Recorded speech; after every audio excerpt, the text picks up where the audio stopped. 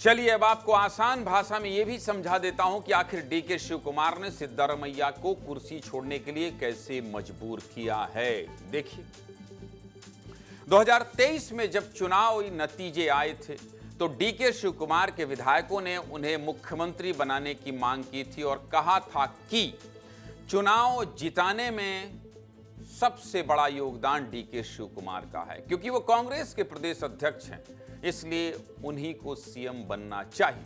लेकिन दूसरी तरफ सिद्धारमैया थे जिनके समर्थन में 80 विधायक थे, इसलिए सीएम पद का सबसे बड़ा दावेदार उन्हें माना गया और आखिर में ढाई साल का फार्मूला तय हुआ। 20 नवंबर 2025 को सिद्धारमैया के मुख्यमंत्री कार्यकाल के 2.5 साल पूरे हो गए थे और इसके बाद से बार बार डीके शिव कुमार हाईकमान को याद दिलाते रहे कि अगले 2.5 साल वो मुख्यमंत्री बनेंगे।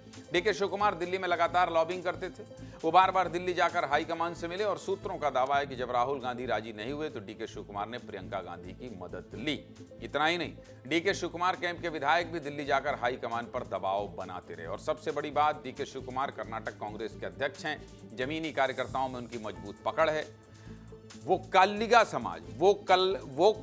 समाज प्रभावी चेहरा है और अगर वो नाराज हो जाते तो 2028 के चुनाव में कांग्रेस का जीतना मुश्किल हो जाता। चलिए ये तो हुई डीके शिव कुमार की बात, लेकिन जो डीके शिव कुमार कर दिखाया वो टीएस सिंहदेव छत्तीसगढ़ में क्यों नहीं कर पाए, आपको बताता हूं। देखिए,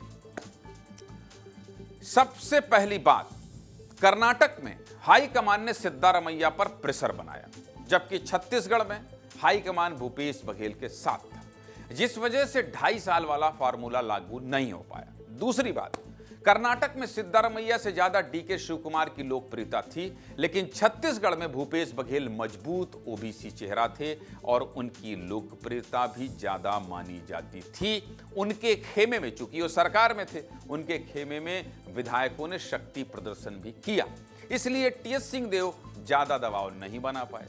तीसरा पॉइंट, डीके शिव कुमार के पास 40 से ज्यादा विधायकों का समर्थन था।